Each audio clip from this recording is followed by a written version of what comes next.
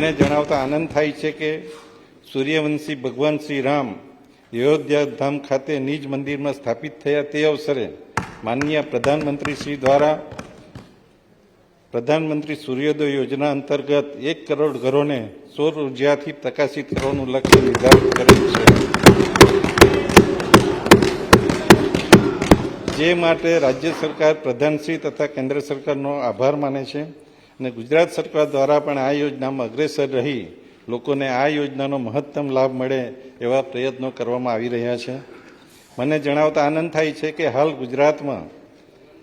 સમગ્ર દેશના 82% જેટલા ઘરો ઉપર રૂફટોપ લાગેલા છે અને ગુજરાતના 5,73,751 એટલે કે ઓલમોસ્ટ 6% જેટલો લક્ષ્યાંક ગુજરાતે યોજના જાહેર થાય તે પહેલાં સિદ્ધ કર્યો છે. હવે પછી ગુજરાત આને વધુ વેગવાન બનાવશે એવી ચોક્કસ મુખ્યમંત્રીશ્રીએ પણ ખાતરી આપી છે.